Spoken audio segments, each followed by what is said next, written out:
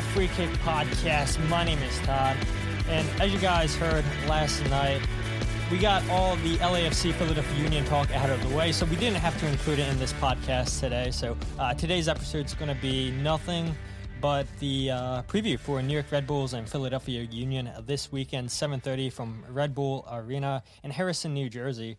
And joining the podcast now is a player who has played 10 seasons, an MLS veteran, who spent time with LA Galaxy, the Dallas Burns / FC Dallas, and the Metro Stars and New York Red Bulls. He's also spent time as the TV analyst for FC Dallas, and he is the current New York Red Bulls radio analyst, Steve Jolley. Steve, thank you for taking time out of your day and joining the show. How are you?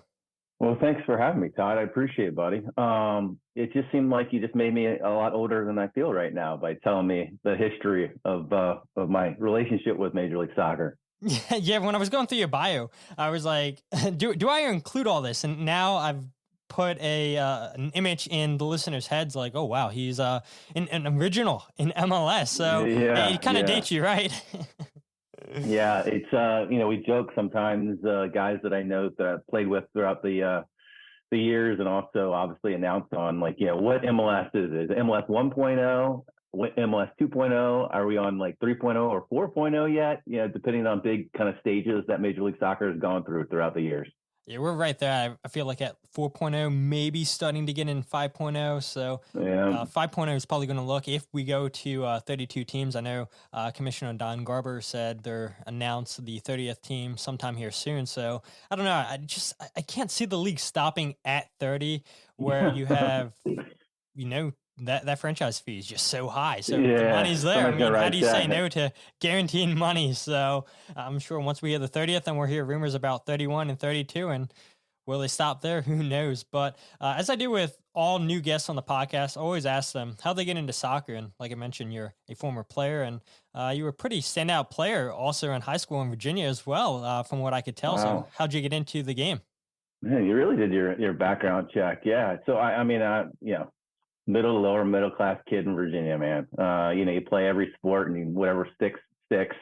I was really involved with basketball as well. And it was kind of one of those things where it's kind of a natural fit relative to, you play as many sports as humanly possible. And then, swimming goes away and basketball eventually goes away, and then kind of stuck with soccer, and was lucky enough to win a couple of state championships and do some pretty cool things there in high school, and then went to William & Mary just up the road. And we had a pretty good run there. And then, I am not exaggerating this when we were just talking about being, an old guy. I can vividly recall my college coach, my junior year of college, going, "Hey man, what are you thinking about doing after graduation?" And I was like, I don't really know, trying to figure out what I wanted to do. And he's like, "Hey, there's this new league that they're thinking about starting next year.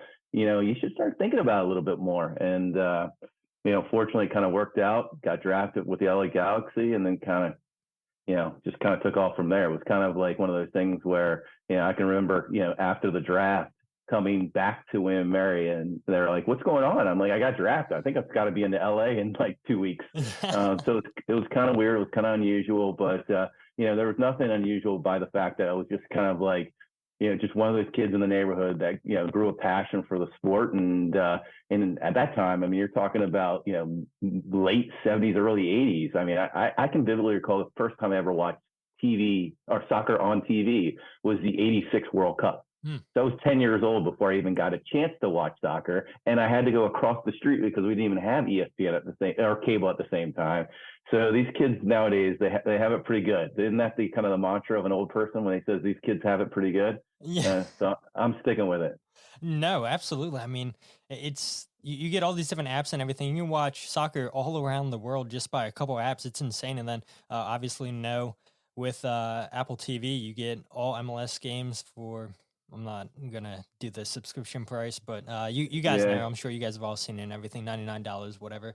But it is, you're right. Crazy just listening to stories. I talked to JP Della Camera back in January and just listened to his old stories too. Growing up, calling games, indoor soccer, we spent a lot of time talking about. And the indoor game was huge in the 70s and the 80s. And then, like you said, the World Cups, people started to get more attention, and the league came in 94, and I'm sure there's probably some questions from you players back then, like, is this gonna last? Where, watching all the leagues just collapse and then MLS just kept growing and growing, and you joked about 3.0, 4.0, and it's just not stopping. No, I mean, let's be honest. I mean, I can vividly recall a time back in, early 2000 when a lot of us didn't think the league was going to exist anymore with the contraction of Tampa and Miami and basically three owners single-handedly keeping this league afloat, which, Mr. Anshoes, Mr. Kraft, and Mr. Hunt have to give. You got to give a lot of credit to those three individuals. You might not like them personally or their politics or whatever it may be, but if you appreciate this game in this country and you appreciate this league, you better give them credit, because those three guys single-handedly kept this league afloat. And then, we had some growth there, which was nice. And then I think I usually go to, the 2.0 was after contraction. And then 3.0, I go with David Beckham. And then now 4.0 that we're kind of in. And I think we're going to have, that time, between now and I think the World Cup, where you're going to see some massive growth, and hopefully continues after that. I mean, you look at the valuations that kind of come out about Major League Soccer teams and around the world, and still very attractive investment. For sure. I don't know if Messi comes in the summer to Miami. Are we talking 5.0 then? I mean, if that happens, like I joke with friends all the time, like, can you imagine all the security? Like there's a lot of security now at stadiums, but that's just going to go up by 10 times the amount. You're going to have people that want to storm the pitch, people that just want to go there to see Messi, people are going to wait outside the gates just to see Messi. I don't think this country is ready for that, if that does happen. But well, I'd love nothing more for us to challenge ourselves with security issues with Messi being in our league. So fingers crossed. Let's go ahead and talk about the Chicago Fire New York Red Bull game this past weekend. And yeah, I get it. Being a referee is a hard job, and it's a job that people don't want to do. But with the technology we have in today's game with VAR, I don't know how you miss so many calls.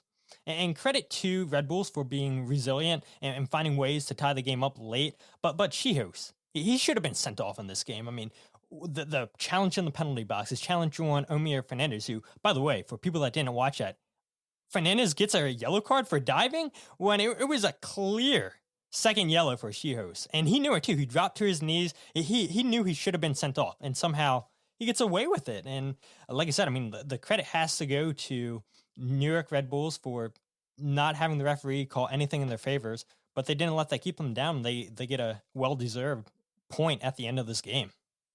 Yeah. You know what?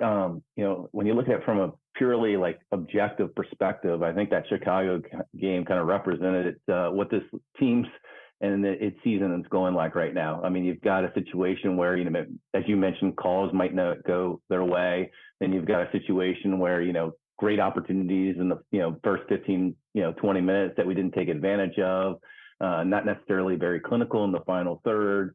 It's kind of like what we've seen all season with this team, unfortunately. And, it's a team that's, made some mistakes and given up some soft goals, but they battled back, which is the positive. But it's going to be tough over the next couple of weeks, especially with the injuries that they have.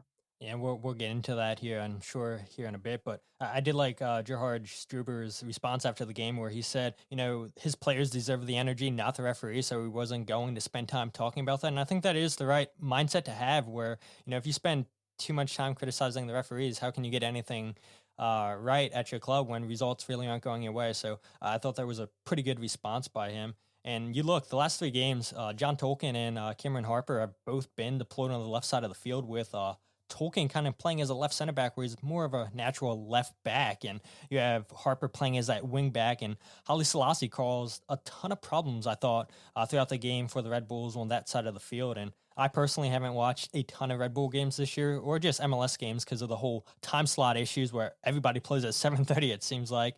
But watching that game, it seemed like the left side was a little bit of an issue for Red Bulls. Was that just because Haile Selassie is that talented? He caused issues against Union the last two times we played Chicago. So it might be because he's that talented, or is that an issue area of concern for the Red Bulls?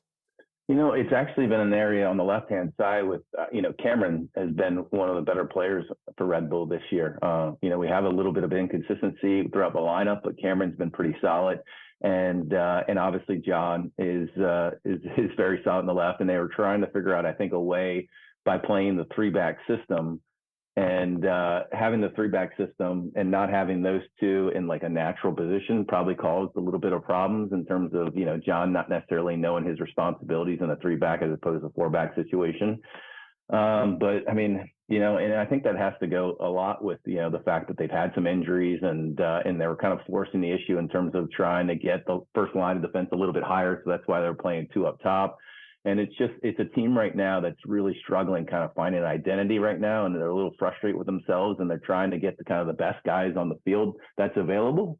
And that's what, those are the issues that sometimes kind of come about when you're not necessarily playing a formation or a lineup or, or a team that is probably your best team right now.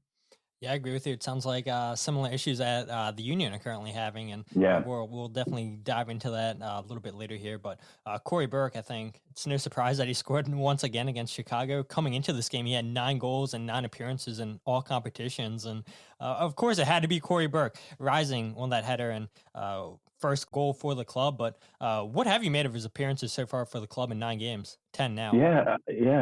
Well, good for him. I mean, he's continued that streak against Chicago Fire. He definitely has their number, but I kind of have a little bit of empathy right now for Cory because with all the injuries and knowing that not only just the injuries, but what happened with Van Zer, it's kind of one of those situations where he doesn't know who he's going to play with on a day-to-day basis.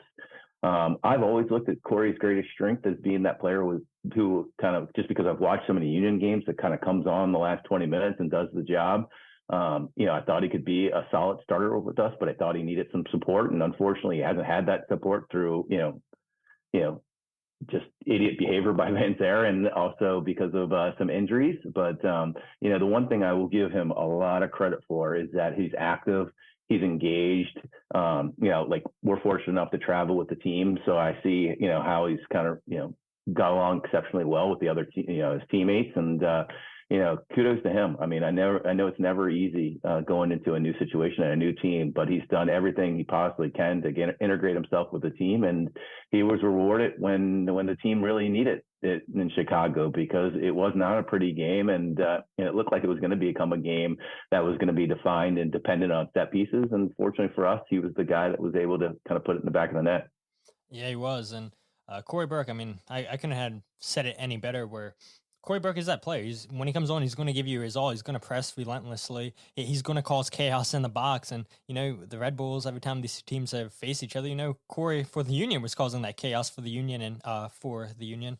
And that's not really the case now. This time, he's going to be causing the chaos against the Union. So I'm sure Cory Burke's going to be in contention to start this game, and why wouldn't you? Where he knows this team, he knows the system they like to play.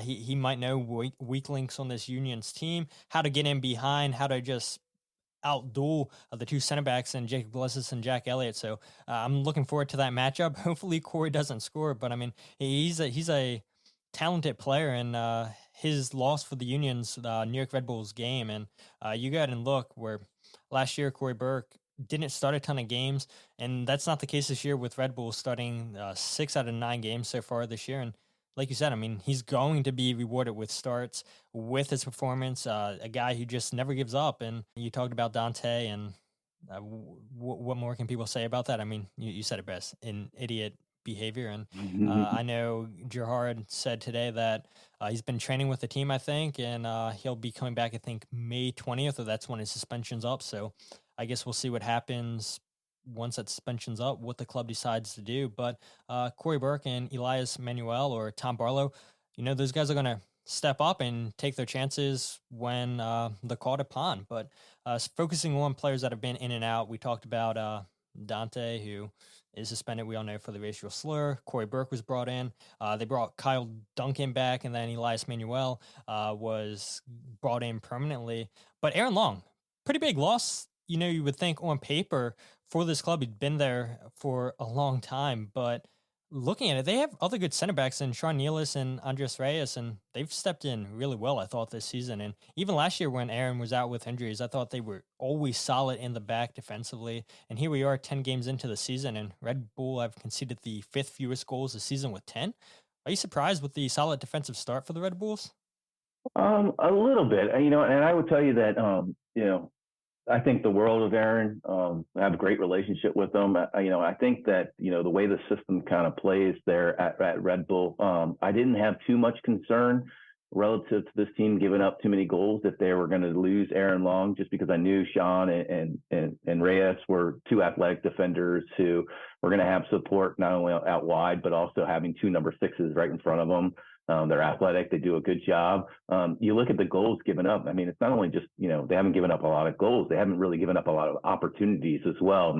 And the goals that they have given up, there's been 4 or 5 like freak goals, like 2 own goals. You had Carlos Coronel making a couple mistakes to give up some really weird goals there as well. But, I think the one thing I would tell you about Aaron Long is, yeah, I mean, he's obviously an extremely talented, athletic defender, and he's missed without question. But I think right now he's probably missed more in the locker room than on the field. Going through this kind of, you talk about in every season, there's always going to be peaks and valleys. And, this Red Bull team is definitely going through a valley right now. And so his veteran leadership would be pretty helpful right now, since they're going through a tough time. Yeah, for sure. And, we can go ahead and talk about tough times some more. I mean, the attack's been the opposite of the defense this year, with only 7 goals scored all season long, which is tied for the 3rd fewest amount in the league. And I guess there's a whole bunch of reasons for that, whether it be, if people look at XG, the Red Bulls have an XG of 13.2, and maybe that's because of some chances that they miss. Maybe it's because the goalkeepers have made some really good saves, and obviously not having Luquinhas and Lewis Morgan available due to injury, that doesn't help either. So, the Red Bulls, for all their injuries that they've had in the attack and in the midfield, maybe it's not fair to judge what they're doing offensively. Here's what I would say. Obviously, the injuries hurt big time. Anytime you have a guy like Lewis Morgan, who is probably one of our best, if not the best player we have on our team, being injured, and how many opportunities he creates not only for himself but for other players in terms of creating space, that's a big hit. Luquinhas hasn't been the same player as he was probably beginning of last year. And this team is desperately trying to find like a traditional number 10 right now. I don't know if Amir Fernandez is really that number 10 per se. And we haven't been very clinical, to say the least, in front of the box. And that's been, a big problem. But I also think, and I go back to what, I was originally talking about in terms of all the new faces and the changing of formations and the injuries and stuff like that. You just haven't had a lot of consistency with a lineup up top, and those players understand their roles and responsibilities in terms of, if the ball gets wide, who's going to be the first, guy to, the front post, just things like that. And I think that's kind of the things that they're working on right now at practice every day, is just like, how do we get better? How do we become more clinical, in our finishing, and just being a little bit sharper and smarter in front of the goal. Yeah, I'm with you. And that's, those issues can't get fixed until, you're constantly practicing, like you said, in practice, reps in game go a long way, because as much as you want to try to emulate practice as a real game, nothing compares to the actual game. And that as a former player. And so the Red Bulls obviously aren't happy with the way that the season's going, just like the Union aren't happy with the way the season's going. Get blown out by LAFC on Tuesday night. The first time that they've been blown out since 2018, the first meeting between those two teams. Everything else has been, high scoring, low scoring, but it's always been draws. And the Union just did not have it Tuesday night against LAFC. Steve Jolley, I think, completely outcoached Jim Curtin, and credit to him. LAFC have been the best team the last 2 years in MLS, and hopefully, some Union supporters probably aren't going to like this, but hopefully they get another one for MLS. Back-to-back CONCACAF Champions Leagues would be huge, I think, for MLS. And I know next season they're going to go and change the formation of that tournament to, I think, 27 teams. So if MLS can get another one with LAFC, I think that's going to be huge for the league. One thing, though, going back to New York Red Bulls, that I can't figure out, maybe you can help me figure out, is why this team cannot win at home. Their record at home's been bad. They have more road wins, 9, than wins at home, which is 7. And those 7 home wins the last 2 years is second fewest to DC United, 6. And I know towards the end of last season, Gerard said that the team was staying near a hotel near the stadium to try to see if that would help make things better. And I don't know. I mean, we all saw what happened in the playoffs against Cincinnati, which credit to Pat Noonan. I love what he's done with Cincinnati, but they were the better team on the day in that playoff match. He had his team ready, and just for whatever reason, the Red Bulls don't look comfortable at home. Do you have any idea why? I don't, and which is ironic considering that, like, you look at since the advent of Red Bull Arena in 2009, it's been one of the more dominant home teams in all of Major League Soccer. And for some reason, especially over the last year, it's just not been the same kind of results. But I think it has a lot to do with maybe the style of play, maybe not as aggressive as historically it's been over the last couple of years in terms of the high line and creating opportunities. And more importantly for this year is just the idea of getting that first goal. This is a team out of the first, 10 games, I think 8 of them, they've given up the first goal. And so they're always kind of clawing back. And that's not how you want to play, especially with the kind of offensive mindset of being at home. So, I really genuinely don't know what to expect. I mean, I don't know expect with this, Red Bull team in terms of, we've been all over the place. I don't think that the locker room's been lost in any capacity. I think the guys are still, optimistic that they can turn something around. But in saying that, I don't even know what to expect with this Philadelphia team, because this is not the same Philadelphia team that we've seen, or at least last year. In terms of, just the results, but probably, you understand. I mean, they had a big tournament and they should be, I respect the heck out of them in terms of getting to the Final Four. And quite frankly, that's partly, my biggest frustration is like, this is a very, very hard team not to like. I mean, you look at, their commitment to the youth, you look at their commitment in terms of great coach, you look at what Tanner's done, you look at, the veteran leadership and Bedoya and, Blake and, a great, starting 11. And I've always, as much as it is as being a Red Bulls, I guess, fan and supporter, but also kind of working for Red Bull, I live down the street. I live in Villanova, so I live in Philadelphia, and I often tell people when they, the Philadelphia fans give me a little bit of stick about being a Red Bull guy. I'm like, listen, I agree, man. It's a great organization. I love what they've done over the last, 10 years in terms of bringing in the minority ownership. I think the Graham family has been absolutely amazing for this organization. And, listen, I want nothing more than to have success, especially in places like the Champions League, not necessarily success on Saturday. Yeah, absolutely. So with you living in the city or outside of the city, I'm sure you've probably seen the last couple of years, just more and more people are going out wearing Union jerseys and everything. The team's done a really good job just trying to make their presence known in the city itself. And, they get a lot of hate for not being in Philadelphia proper. And we don't have to spend any time talking about why they're not playing in Philadelphia. But I think there's some fans that will never get it through their heads that, with them now investing, bringing the academy down to Chester, building all these fields and everything, they're not leaving Chester anytime soon. And, to their credit, though, they've tried to reach out and get more people in the city bought into this team, and winning helps, that's for sure.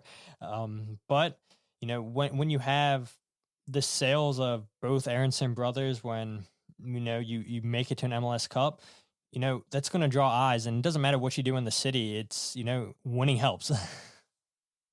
No, I agree. And obviously, Philadelphia was a unique situation in terms of being a sports town last year. And I love nothing more. I think you and I don't want to speak on behalf of you, but I think we kind of probably run the same gamut in terms of we want success for soccer in this country. Yeah. We want to see it grow. And I can tell you with a complete affirmative that, Philadelphia, I mean, it's just a totally different situation. I also was involved in the league office, and I always, at the very beginning, I didn't particularly like the Philadelphia market, not because of the Philadelphia market itself, but I felt like it was a real estate play. And that's all it was.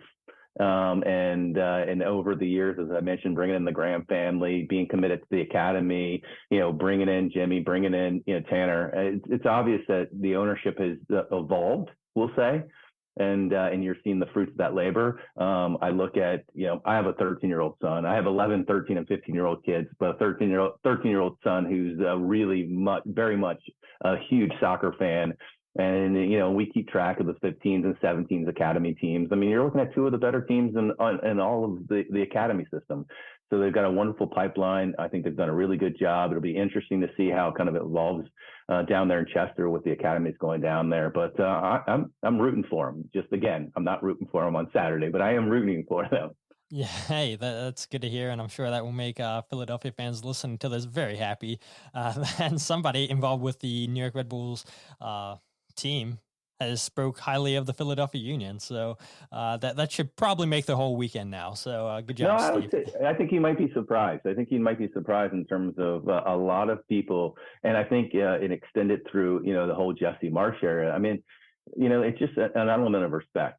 I mean, that's what it really comes down to. You saw two teams that respected each other, but they also battled like crazy. You look at the history of these two teams playing each other. If I'm not mistaken, it's almost like perfectly aligned in terms of wins, losses, and so it's right there. So, I think it's two teams that genuinely have a lot of respect for each other, and they've had some pretty incredible, playoff situations and stuff like that. And I expect nothing, I would expect the same, this weekend. Yeah, I mean, I'm looking at it right now. 46 goals for Red Bulls, 45 for the Union, 13 wins for the Union, 14 for Red Bulls, 8 draws. Yeah, I mean, these two teams play a similar style. I feel like they, maybe for a casual watching for the game for the first time, they might not like this style of play.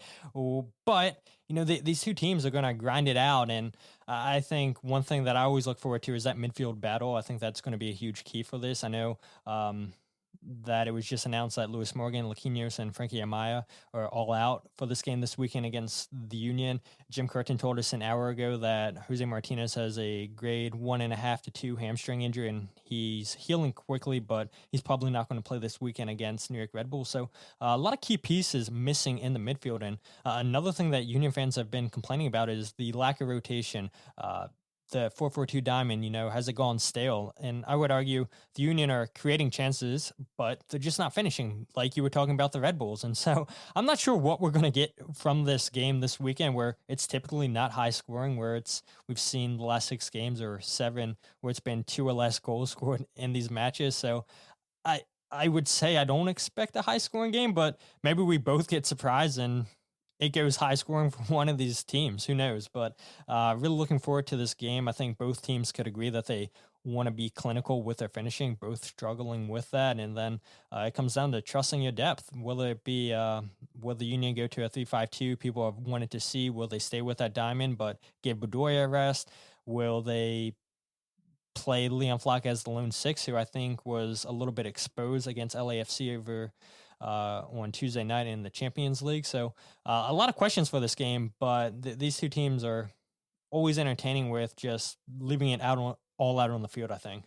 I agree. These are two teams, again, that I think have a lot of respect for each other, and usually it's a competitive game. I will tell you that, my fear in this game is that I know this team has struggled, but, coming off a disappointing result against LAFC, is this kind of the opportunity for that, 3-headed monster that you guys have up top to really come together and start putting some goals? Because I would tell you that I would love nothing more than to have those 3 up top for us right now, and maybe include like a Cory in that situation as well. So, those are 3 talented players up there with Gazdag and Carranza and Bua.